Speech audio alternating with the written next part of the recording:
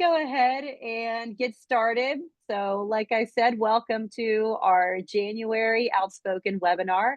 Today's topic is all about ads, mastering digital marketing ad strategy. And I'm going to introduce our panelists here in just a second. Before I do that, I would like to introduce a little bit about the webinar. So just if you're new to Zoom, the audio is broadcast through your computer. If there's for any reason a skip or a stall, you can just close out and jump back in. It should pick back up with where we are live. You can refresh your browser, or if you're on the Zoom application, just hop back in.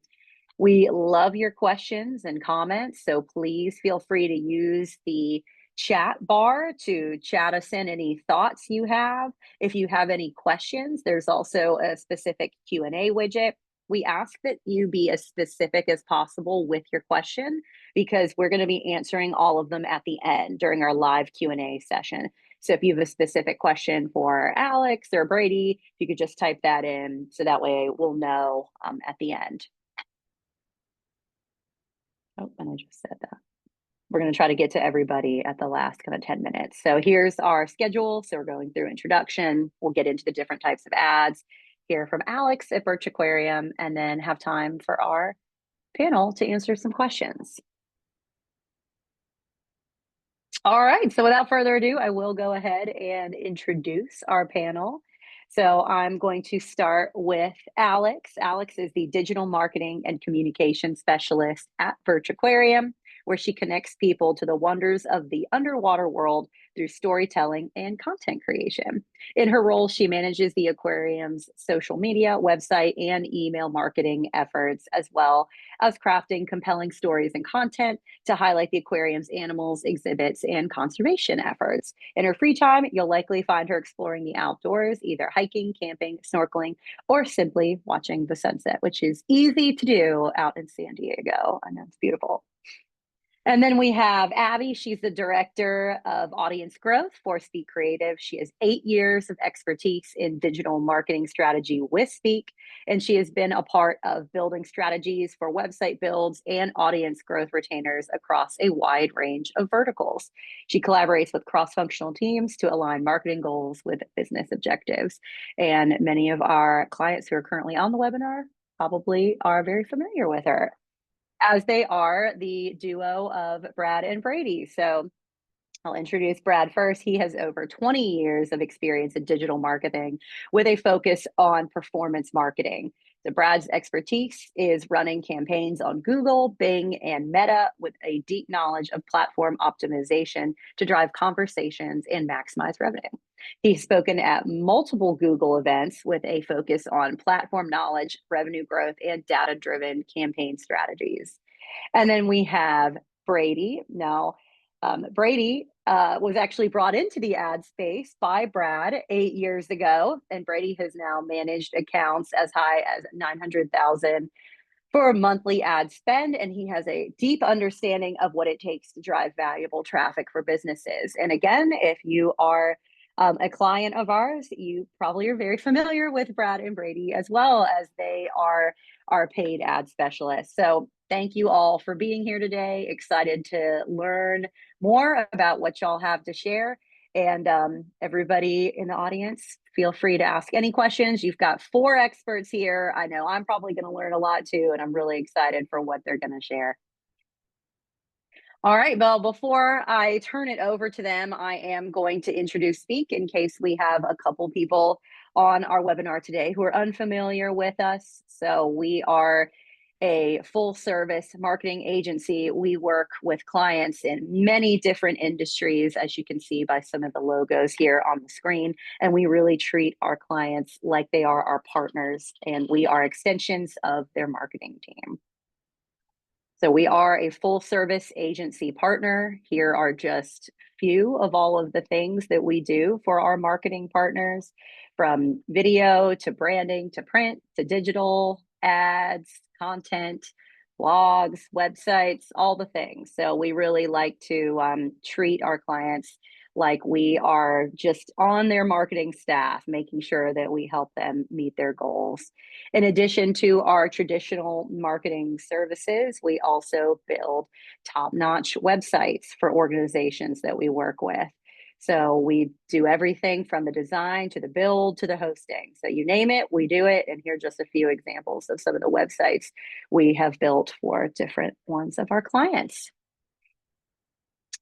All right, so without further ado, I am going to go ahead and turn my control over to Abby to get us kicked off. So Abby, go ahead. All right, thank you, Lee.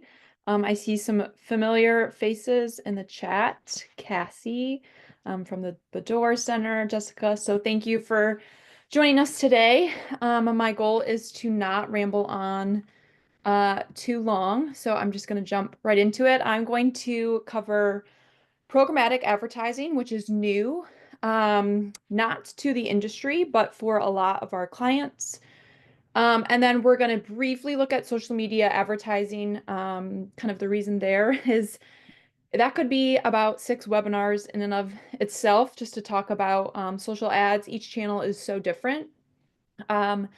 And they're also ever changing. So whatever I would say today, Mark Zuckerberg would change his mind and it would be irrelevant tomorrow anyways. So we're a little bit at the whims of those platforms sometimes, but they're still very important places to reach our audience where they are, but they're also part of programmatic advertising as well. So, all right, let's see if I can change the slide without breaking anything. No. There we go. Okay, programmatic advertising. What is it? You may have heard of it. You may not run any programmatic advertising for your organization, but programmatic advertising is a software that, programmatic advertising itself is the automated buying and selling of online ad space. So it's bigger than Google display ads, it's bigger than social media. But it utilizes a DSP. You'll hear me refer to that a few times. That is a demand side platform.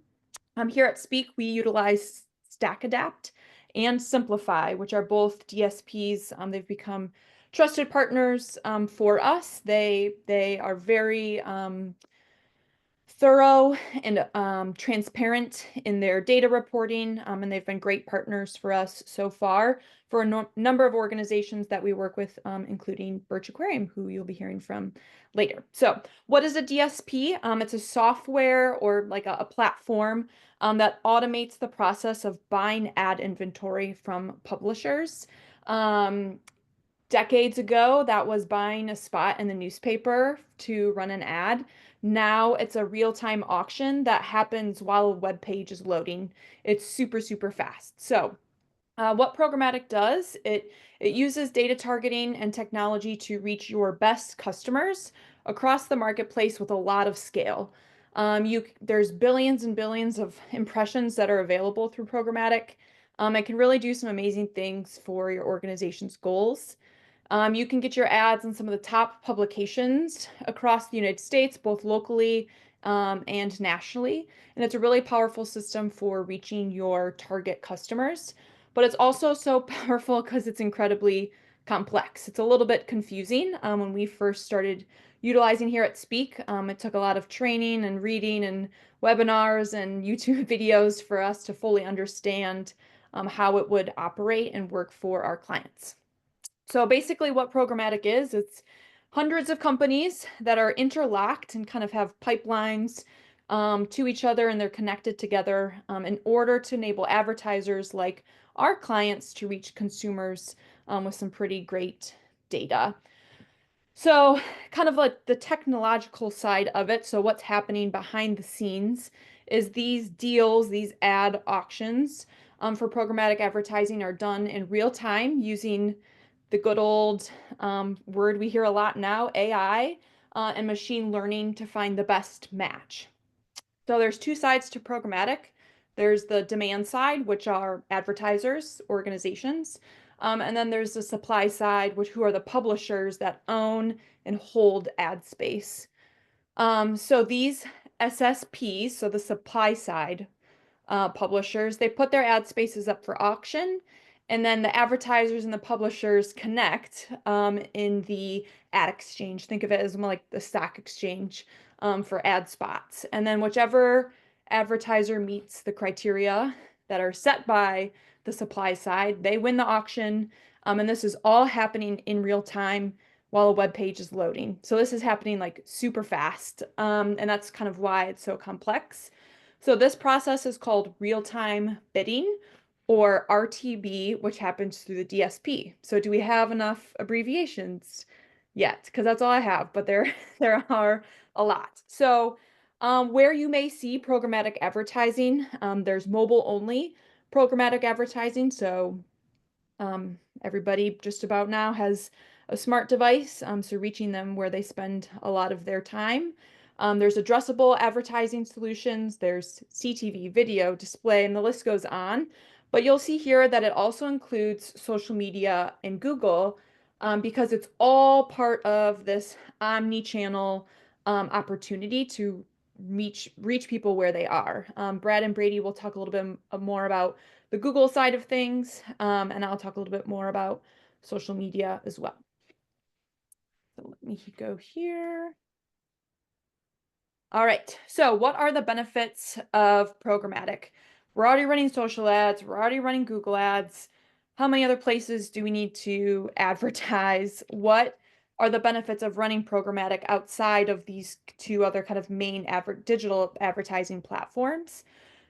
You do see a little bit better of an ROI. Programmatic is so fast and so efficient that it lowers the CPM for advertisers, meaning you're kind of getting the most bang for your buck in terms of reaching your users and getting those impressions.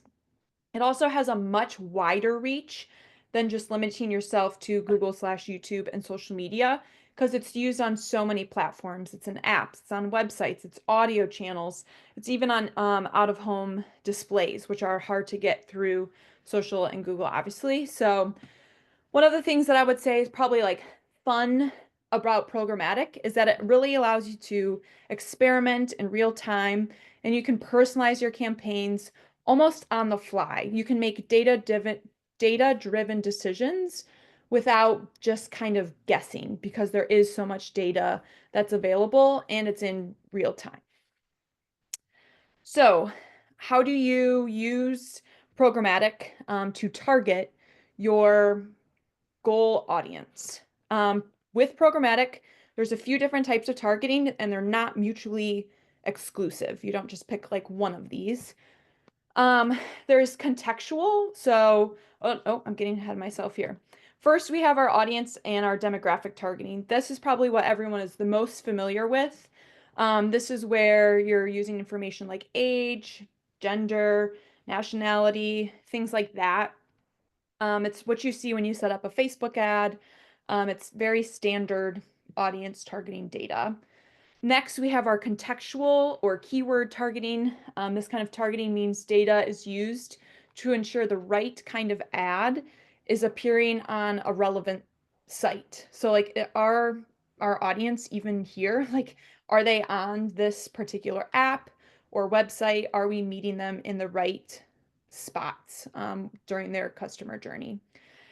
The next is geo-targeting, very straightforward. Location. We do a lot of this with Birch. We can run a local campaign with Birch Aquarium. We can run something that's like hyper local, and we use different strategies for that. So, for example, a lot of their event ads for a specific, maybe like one day or one weekend events, we need to reach our local audience. So we're looking close by to the location of the aquarium. Where if it's more tourist focused, brand awareness, we want the reach to be wider. We're going to look for things like feeder markets. We can use a lot of data to see where people are, if they're coming into the area, where are they coming from, and then reaching those areas and going a little bit broader and wider for that strategy. The next, we have behavioral targeting. This one is probably kind of the most confusing of how this data is collected. It's a lot of like smart AI stuff out there, but we're targeting based on a user's actions or online behavior. So their shopping habits, their interests. That's going to determine where our ads are shown to people when they fit a certain behavioral profile that the internet creates for them. And the last and my favorite, because I think it's probably one of the most efficient uses of ad spend, is remarketing. So when someone comes to your website, they're hit with a pixel, and now we can kind of follow them as they go throughout their internet journey, whether that's where we can integrate things like social, Google, all of that, because we want to make sure we know it takes a lot of touch points for people to take really any kind of action. And so we have to know that, okay, these people are a little bit further in their customer journey. They've been to our website. Now the language and the messaging of our ads needs to change a little bit. They have that brand awareness. What's our next step we need them to take? And that's where remarketing can come in and be really handy. Um, I'm going to introduce something here called ad sequencing. It's something we don't talk about a ton when you hear about, like, okay, just general setup of ads, like, are we advertising? Check mark, yes, but like, how can we take that one step further to make sure that we're being efficient in our ad spend? So if we're looking at someone's journey with our organization, we don't want to keep just spending and spending and spending on the first step, which is the highest part of the funnel of brand awareness. Like, we want to narrow that in and get them to that conversion point, whatever that means for your organization. So, ad sequencing, it's a digital advertising strategy that involves showing a series of ads in a very specific order to guide audiences or lead audiences through a story or a customer journey. I think for different organizations, that conversion may not be like an e-commerce checkout or purchasing a ticket for a visit. It may just be like coming alongside your organization and kind of joining your brand's story. So instead of presenting just random or isolated ads and hoping they stick out and hoping they catch the eye of your user, ad sequencing creates a cohesive narrative or experience by delivering ads and a very predetermined progression that we establish through kind of a timeline with matching creative. And it's often based on user behavior or just time. Sometimes it's like, okay, it's been a week. Now they're going to get this served this creative. So here's two examples of what that could look like. I hope this sticks with your or resonates with your organization in some capacity. First is we'll throw out the example of a children's museum. The first ad someone may see is a very colorful video introducing the museum and its grand opening coming soon, or new feature or new exhibit. And it's very, it has to be pretty catchy because it's a new message for this person. And then next, they're going to see a carousel ad. It's a little more detailed. It gets a little bit further in the door of your exhibit. So show key exhibits, show key features. And then our the next step that this person would see is a special offer or event invitation encouraging families to visit. So if you started out with ad 3, it might not grab someone's attention because they don't have that brand awareness or familiarity yet. So that's why we have that ad sequencing.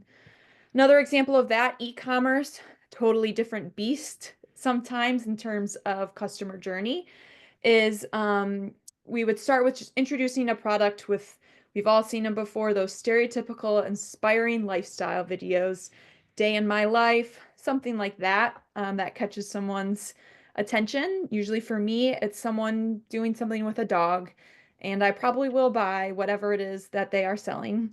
And then the next ad is some sort of customer review or testimonial.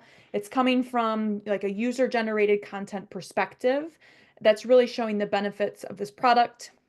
And then I'm starting to explore, I'm doing my research, and all of a sudden I see an ad, 25% off of your first purchase, or free shipping when you spend $35 or more, or something that makes me take that next step in that e-commerce journey. So that's what ad sequence would look like practically. And this is all very strategic in setup, in programmatic advertising, in your DSP, there's your another abbreviation, um, to deliver to your end audience. Next, social media ads. So we talked about programmatic. A piece of programmatic are social media ads. So we've all seen them. We all get them everywhere we go. I'm going to talk probably the most about LinkedIn and Pinterest because I feel like those are two platforms not everyone realizes are accessible to them and pretty effective in every sort of organization's goals. Facebook and Instagram, we're pretty familiar with those. Sound like it's right in line with a lot of the same disciplines as programmatic of knowing your audience, what do they need to hear, and when. There's so many different types of creative usages and things like that within social media. I think my biggest thing here for social media is the importance of investing in creative and asset creation to really make your ads effective. So if you're just going to create graphics that you're like, well, this will do, it's not the best use of your ad spend on the front end, investing in creative development and asset development will really make your ad spend go much, much further. And I think the biggest thing there is you'll get the impressions, you'll get the reach with any sort of creative if your targeting is right. But in order to see the conversions follow, your creative has to be eye-catching, convincing, and on brand is the most important. It's also a really great opportunity to have fun. It's a great way to show who your organization is, the heart and the mission of what your organization is trying to or communicate. So, LinkedIn ads. LinkedIn is the wild, wild west these days. I don't know. Sometimes I open it up and I'm like, nope, what is happening here? This person from my high school is posting some weird video about something that I am not interested in. But it really does provide a lot of opportunity for connecting with people that are within certain circles or networks that you're trying to get into. And so it's a great opportunity depending on your organization's goals and depending on what action you want those people to take.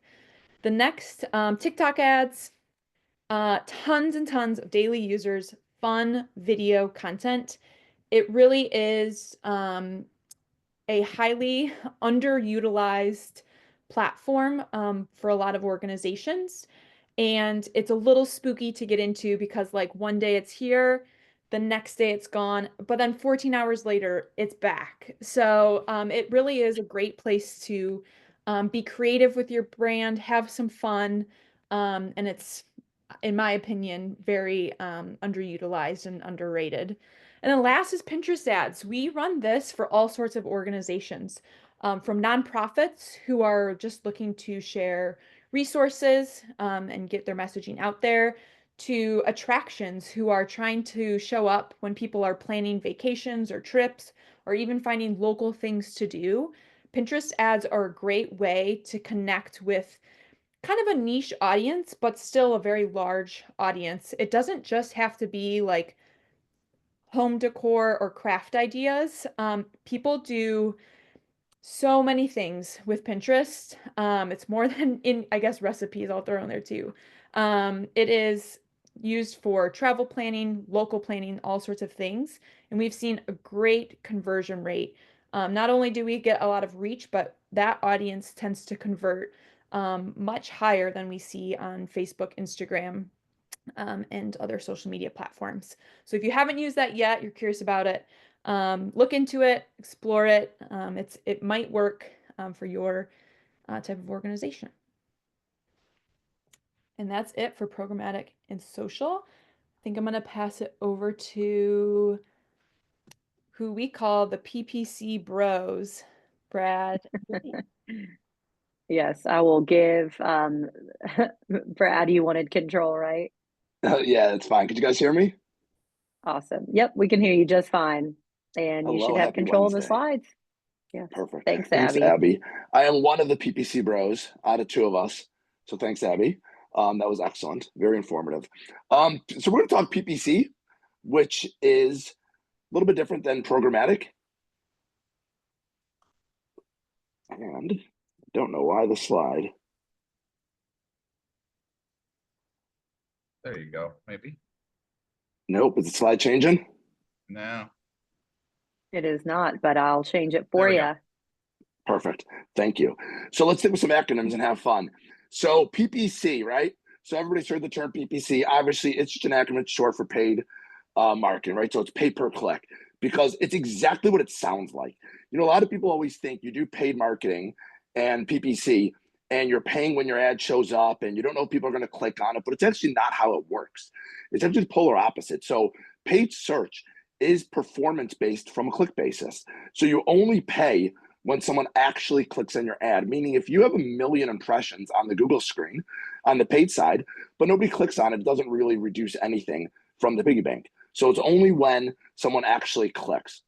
It allows you really to promote products, services, etc., on platforms that accept PPC ads. So Google, as well as Bing, and some others. So it's good for a couple things, right? One, like anything else, is great for brand awareness.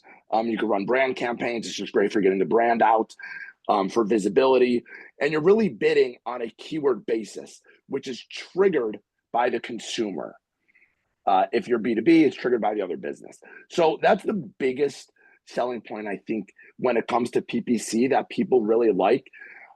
Very different than social when you're putting an ad in front of someone based on a demographic they fit into, which is very powerful. But with PPC, you are putting an ad in front of somebody that self-triggered a search query. So they have high intent, which is great. So PPC conversion rates are generally high because of that. On average, Google will tell you they're 1% to 2%, but sometimes you see them significantly higher, 3%, 4, 5, 7, or 8%. It really matters on the quality of the ad. It matters on how tight you're bidding on the keywords, but conversion rates in general are relatively high, again, because it's being triggered by the search query of a consumer. So you're targeting individuals that are searching for a very specific product proactively versus putting an ad in front of someone just because they fit a demographic. Next slide, if you could.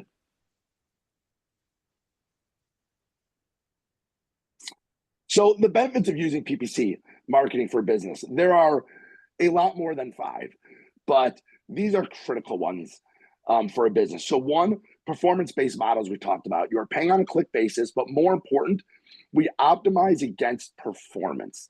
So you're able to optimize, and I'll talk about another slide, against performance that you're looking for from the output of the campaign, from a ROAS to a CAC, etc. Second, it allows you to advertise on multiple platforms, right? There's Google, there's Bing's, and there's other platforms that take paid search ads. Third, PPC dynamically boosts your website traffic and sales. It's immediate. When I say immediate, I don't mean you trigger a campaign and all of a sudden your sales go through the roof. Immediate in terms of once an ad campaign is triggered in the Google system, same with the others, but I'll use Google as an example. Once it's triggered in the Google system, your ads are live after they come out of a learning phase, and performance is generally quicker than other forms of media, which is why people like paid search. Fourth, measure and modify your ads performance. There is a lot of control. There is a lot of control in the headlines and descriptions that you want someone to see, pinning certain information in certain positions that you want them to see first, second, or third, optimizing from a keyword basis, optimizing for leads or cost of leads or revenue from ROAS, which is return on ad spend. So there's a lot you can measure and modify for performance with paid ads, especially when you're doing it manually. Fifth and final is you target specific keywords and geographies. If you have a 20-mile geography and that's your go area, then you focus on that area. The geography doesn't need to be from a local business. It could be anywhere you set up the target. You could do it based off of a radius, based off of zip codes. You could do a national or international campaign. You just never really want to go tighter than a 5 or 10 mile radius because it's just difficult from a search volume perspective. But you're able to really select the geographies you want, which are great, as well as the keywords. So you can focus on buying terms and you can focus on terms that ultimately drive performance. And as we optimize campaigns, we see which ones they are. And those are the ones that we ultimately optimize up and push against. Next slide.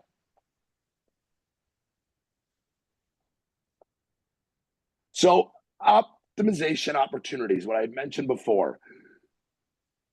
This really is where I think paid ads set themselves apart, right? So there's a lot you can optimize against, and it really depends on the goal of the campaign, what you truly want the output to be. First and foremost, you could do it against clicks, which is really traffic, right? Which is visibility. And some newer businesses just want some visibility, regardless of conversions right away. They just need visibility when people are searching for specific terms and or other brands, and they run competitive campaigns. So clicks is the first one that you can run against or optimize against. The second is actually performance, right? So calls. You can optimize against different call lengths. So we could optimize against a 30-second, a 60-second, a 90-second, etc. You could track all the call lengths, but we could set it to optimize against certain call lengths. There's pros and cons. Sometimes people don't answer their phones. Sometimes it goes to voicemail, and a voicemail could be long. So you could have some false positives. But calls are a fantastic thing, especially for service-based businesses. And any business that really focuses on phone calls as a primary driver of potential revenue, calls are great to optimize against. Form submittals, same way. Optimize against form submittals. So when we're looking at performance of a campaign, and we look at the forms that are coming in, we look where are they coming from, what terms are triggering the forms, and you're able to optimize against those keywords to try to enhance the performance of the forms coming in. Yes, you could optimize against calls and forms. You could optimize against multiple components of a campaign. There's primary goals in Google, and the primary goal is what your campaign optimizes against. You could put in secondary goals and other goals to still track it, but when we optimize, it optimizes against the primary goal, which is really great because that's really the core of what the business is focused on.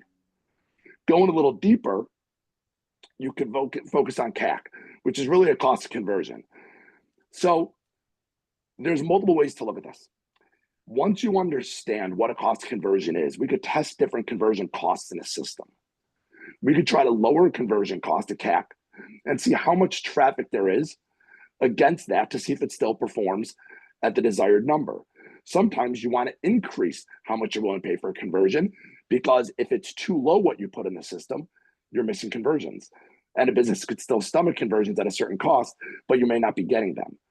Or you just run it against conversions to see how much the conversions actually are. And then ultimately we start monitoring and running it against the cost of conversion. And there's multiple ways to look at it. The last one is for e-commerce mainly, and that's ROAS, return on ad spend. How you really run against ROAS is you're optimizing against a certain number that you're looking for. So let's say a business says, I need a 3 ROAS, which is a 3-time return on ad spend. I spend 10 grand, I want to see 30 in return. That's what ROAS would mean on a 3 times ROAS. So what we're really focusing on would be what is driving the ROAS in the direction it's being driven. What products are driving the highest ROAS? What products are driving the lowest ROAS? What platforms are working to drive the highest ROAS? And there's a couple things that are out of the control of Google when it comes to ROAS. And one is just your conversion rates on your website. So what are you really getting organically and paid from a conversion perspective? The second is your average order value. Obviously, you have a much higher average order value. Your return on ad spend is going to be significantly higher. If someone is selling a product that is $1,000 versus $500, your ROAS will be 2x on the dollar spent. So when it comes to ROAS, there's a lot we look at, and there's a lot of levers that can be pulled and pushed. And when it comes to e-commerce, this is how all e-com campaigns are run.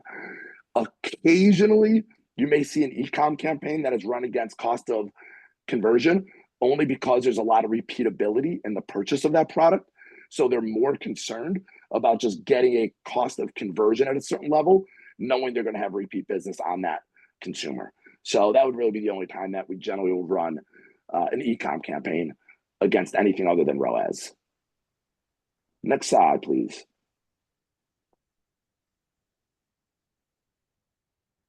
So primary campaign types. On the Google network, you have multiple campaign types. We have search ads. So search ads are the primary ads you see where it says sponsored next to them. They're text-based ads, and they show up in the sponsored section. These are the ones everybody is familiar with. You have display ads that show up on the Google Display Network, just like they could show up on a Facebook, Instagram, or any other display or network that takes display ads, but that would be what a display ad is. Shopping ads are the ads that you would see on the top if you're doing a search mainly for something related to e-commerce. And you see the ad section on the top, and then all the images scrolling from left to right, and those are shopping ads. Those are obviously run against ROAD majority of the time, and they're in the shopping section of the search engine result page. Shopping ads are great. Majority of companies that run e-commerce campaigns are running shopping ads, as well as search ads, as well as display ads. PMax, many of you probably heard this term. It stands for Performance Max. It is Google's automated campaign system that puts an ad in front of people no matter how they're searching. So across all of Google ad surfaces, providing the least amount of optimization opportunity.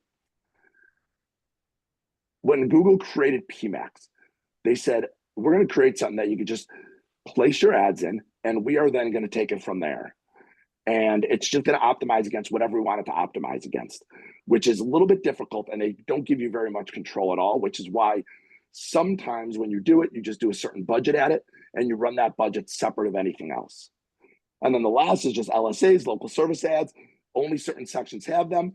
They show up in the top of the area, sort of like a shopping would be, but it's called a local service ad. And that is on a pay per lead basis. And they're big in home services, as well as a couple other industries. There is very little search volume that goes to this section. That is the only challenge. They work very well. That is the benefit, but there's only so much traffic that goes to them. So again, you would do an LSA in conjunction with search ads. Next. And 2 more slides, and we'll be done with this section. So ad examples, search versus display. Everybody probably is familiar with this. Display ads on the right, search ads are on the left. You could have call extensions. You could have extensions for other pages of your website, staff bios, buy tickets now, and those would all show up at the bottom section of the actual paid search ad. Next. And then reporting. So there is a lot to look at reporting. Wasn't going to bore everybody with all the reporting you could look at. This gives some high level. You can go overall findings and really look at your clicks, your impressions, your average cost per click, your cost of ad spend. Right under that, you see compared to prior cycles, compared to prior time frames. You look at cost of conversions. You look at conversion rates. You look at quality scores and ad strengths. There is a lot of reporting that can be had and a lot that we look at on campaigns. And the bottom just kind of shows you what else Google provides, which is interesting. You could look at by device. You could look at time and day, age, gender. So there's a lot of other reporting mechanisms that they show you, but the primary ones are really the reporting of the actual performance of the campaign. And those are the ones that we generally will pull all levers for performance. And that is a wrap on paid ads. All right, awesome. Thanks, Brad, for kind of running us through that rapid fire. Super appreciate it. And we are going to switch it over to Alex here. And just a reminder to the audience, please feel free to ask some questions. I know we just went through a lot very fast, and I'm sure we have questions on things like reporting and the different types of campaigns. So feel free to put those in. And I'm going to turn it over to Alex to give us some real world examples at the aquarium. So Awesome. Alex, you should have control of the slides now. So go for it. Perfect. Thank you so much. So good morning or good afternoon to everyone. I saw some zoo and museum people in the chat as well. So excited to kind of talk with some of the people who might be in the same world as myself. So again, my name is Alex. I am the digital marketing and communications specialist here at Birch Aquarium. And I've been in this role for almost about 4 years, which I cannot believe that. And we've been working with Speak for a couple years as well, which is always exciting. So to kind of start things off,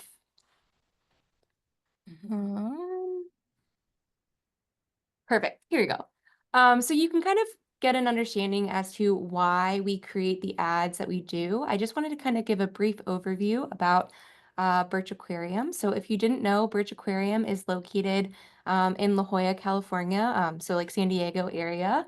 And we have a pretty incredible view of the ocean. It's always exciting to be able to see that when I come to work. Our mission is to connect understanding to protecting our ocean planet. So basically getting people excited about the really cool animals, different habitats that are a part of our incredible ocean. We are also part of Scripps Institution of Oceanography, as well as UC San Diego. So also just trying to connect people to really cool, impactful science that's taking place across the world, and the people behind that science as well. So we kind of achieve this in a couple different ways, whether or not that's through hands-on learning opportunities, really fun events at the aquarium, or just general visits as well. And we do a lot with outreach and school programming as well. So some of our values are just to engage, inspire, and empower.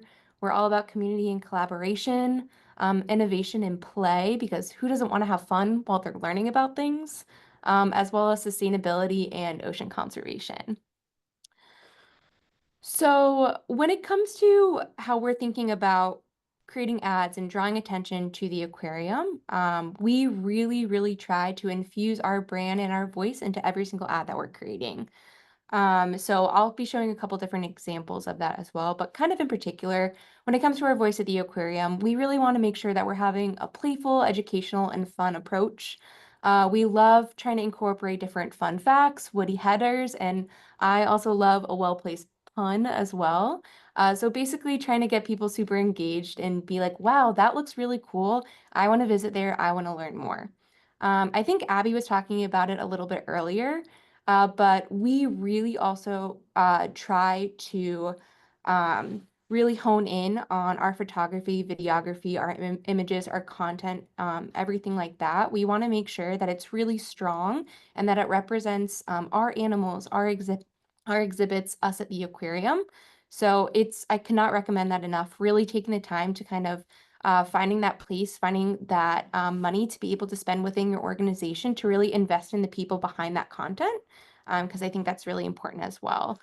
We always want to make sure that we're kind of showing our own animals. We really try to avoid using stock photos as well. So you'll see in all of our ads, these are things that our wonderful photographer on staff at the aquarium has taken of our animals, of our exhibits, of people in these spaces, so they can kind of imagine themselves in those spaces. And you also see too, when it comes to our style. So our brand colors, our fonts, they're very consistent throughout the ads, whether or not they're talking about an exhibit, an animal, an event. And this is also connected not just on our digital ads, but throughout the aquarium as well. So if you come here, if you see those ads and you come here to the aquarium, you immediately make that connection as well, because things look a little bit similar.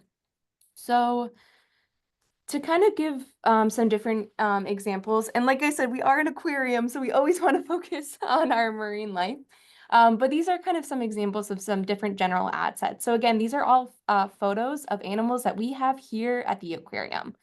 Some things that we keep in mind are what are things that really make us unique. I feel like in San Diego, as I'm sure in many of your hometowns as well, it's a very touristy place. You're having people come in. You might also have some other competitors, like in San Diego, we have the San Diego Zoo as well as SeaWorld. So trying to find ways to set us apart. So in our ads, you'll kind of see we're really focusing on maybe some animals that you never knew existed. Really cool, vibrant colors, and also just like iconic animals as well, like our leopard sharks that are really iconic to San Diego, or an octopus, because who doesn't love an octopus as well? So we really try to focus on strong images on our animals, but also as well, making sure that people can kind of see themselves in these spaces.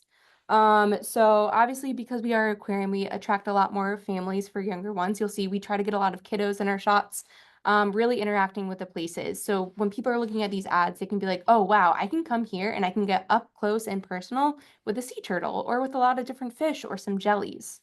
When we are also looking at our different photos or videos that we're using, we're also kind of keeping in mind in the back of our heads that depending on where the ads are going to be displayed, that might also impact how they might be on the ads as well. So taking into account some horizontal, vertical, square, all those different things as well is always really important when you're making those ads, keeping that in mind. And as you can kind of see too, like we like to be a little bit playful with our headlines, like more to see, more time for fun, kind of different things like that as well.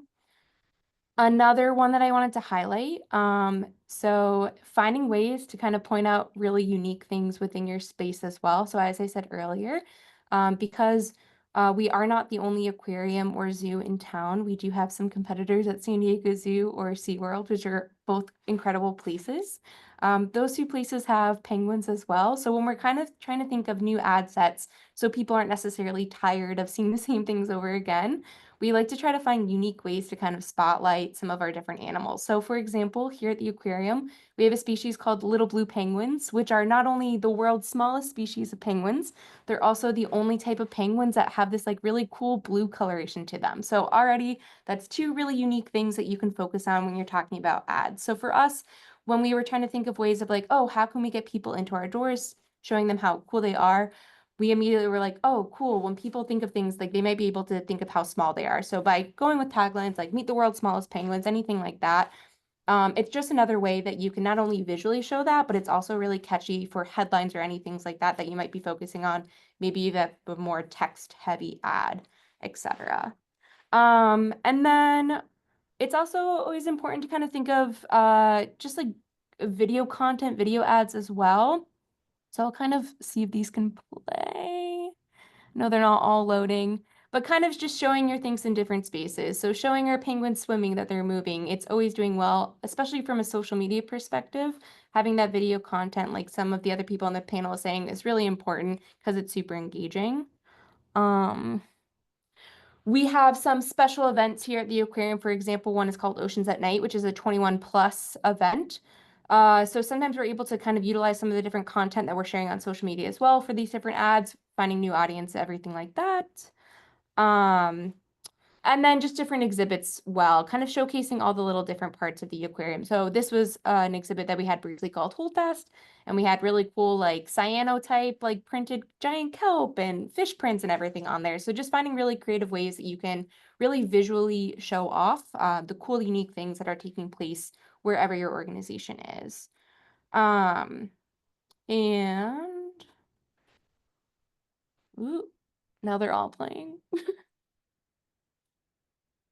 I had one more slide, but okay, there you go.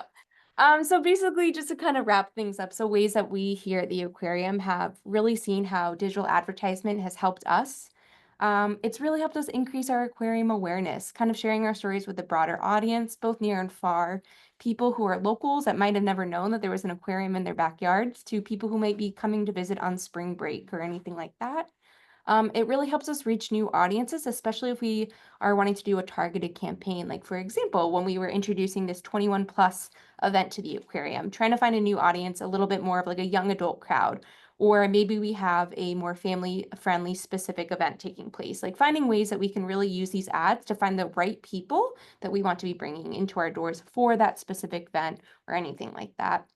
It's really helped us to just sell out some of our different events at the aquarium, not just our general admission, but when we have any special events as well. So it really helps us kind of drive our audiences there as well. And then just in general, we've seen a lot of social media growth as well. So there's just so many ways that digital ads can kind of help your organization. And we've seen this success.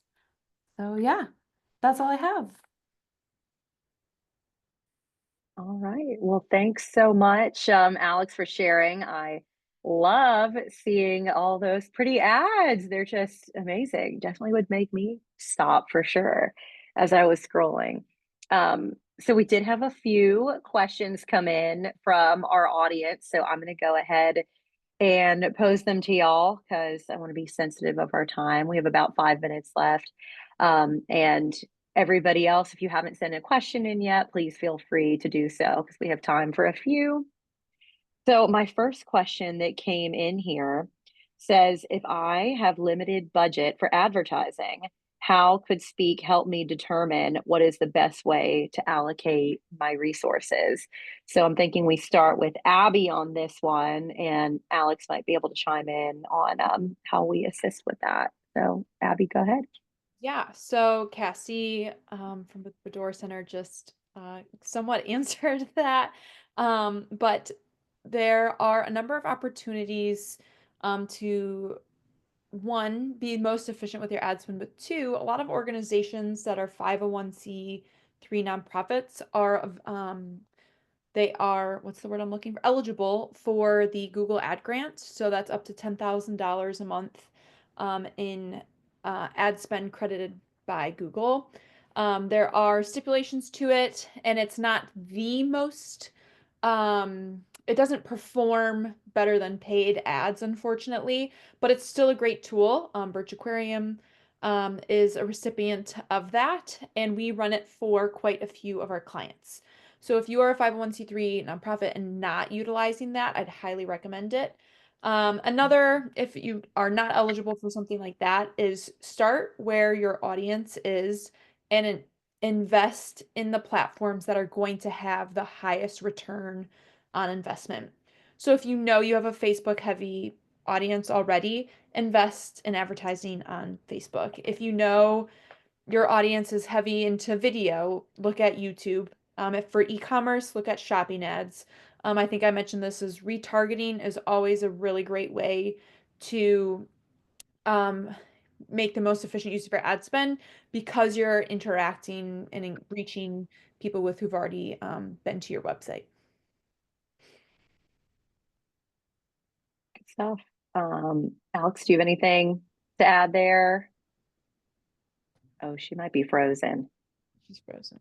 Yeah, she looks does like look she's frozen. frozen. That's okay. Maybe she'll come back in a minute. So I will move to our next question that came in is what do you do when you experience ad fatigue? So this might be a good Brad Brady and Yeah, Abby I'll question. start with that one. I know Abby, you probably got to take on it too. I think it's really important to obviously rotate your ad creatives. And another thing that we try to do is test new audiences, especially on the meta ads side of thing, to expand it. So obviously, we monitor two key metrics when it comes to ad fatigue. It's your frequency and your click-through rate, right? So if the same people are seeing your ads over and over again, we either want to expand your audience or we want to put new creative in front of them. We don't want them to see the same ad over and over and over again and experience that fatigue. So those are the two biggest things. And if we see click-through rates start to drop and frequency go up, meaning frequency, meaning they're seeing your ad over and over again, and click-through rates, meaning they're not clicking on it at a certain percentage, then we want to test new creative. Maybe it's we go from static to carousel to video to put just something different in front of them. Or we expand the audience with more of a prospecting audience. Those are the three biggest things I would say. Abby, I don't know if you have any take on the other side, but yeah, that's what we do. Yeah, I'll be quick here because I know we're about to run out of time. But I saw this question earlier, so I wrote down kind of my thoughts. So there's more to do than just going back to the drawing board and making new ads.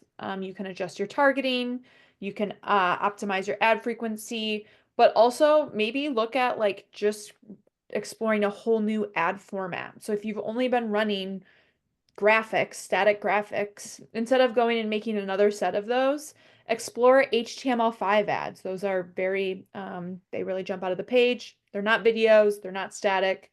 Have you looked at possibly making a carousel ad or something? Maybe approach it from like a different angle. Also, maybe you just need to up the frequency of it too, or adjust your audience to reach new eyeballs. But yeah, my recommendation is like, don't always just keep doing what you're doing when you hit that ad fatigue or creative fatigue. It's a chance to kind of take stock and maybe adjust and pivot your strategy.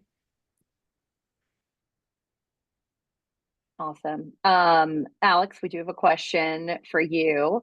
How many years did it take for the aquarium to see the growth that y'all now have?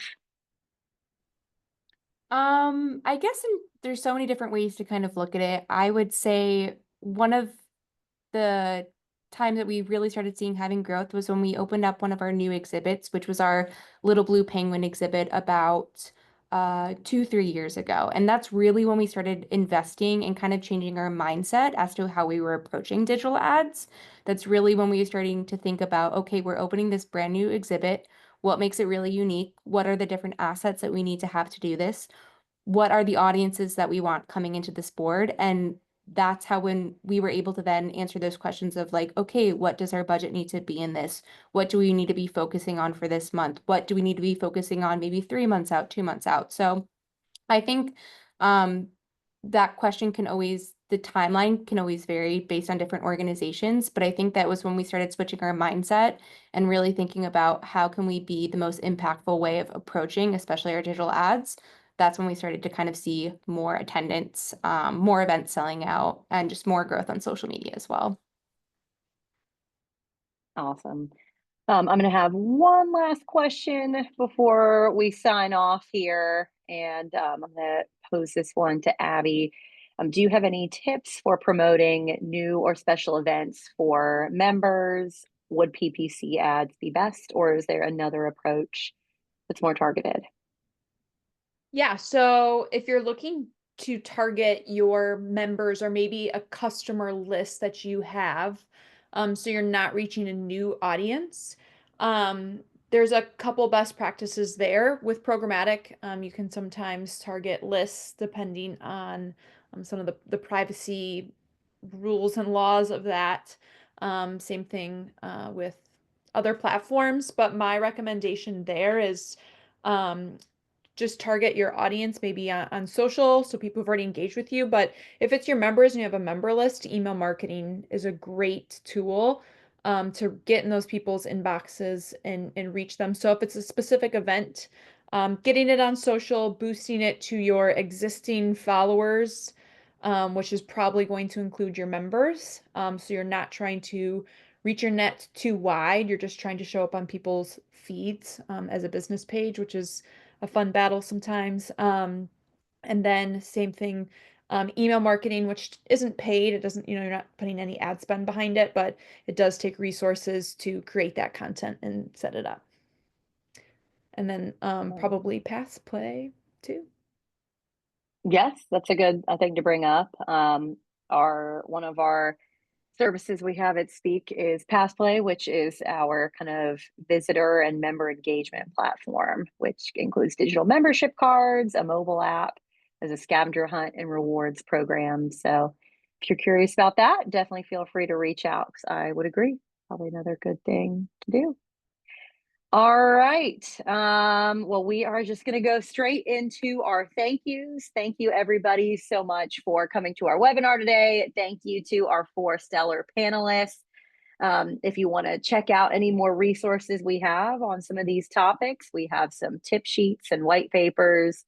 You can go to madebyspeak.com to check out those resources. And that is also where the recording of this webinar will be posted. So we'll probably get that up end of the week, and we'll send out an email. So if you'd like to go back and check it out, we'll also do a blog recap of some of what we talked about today, because I know we went through a lot. So having a recap will be super helpful. So we'll make sure y'all all get that.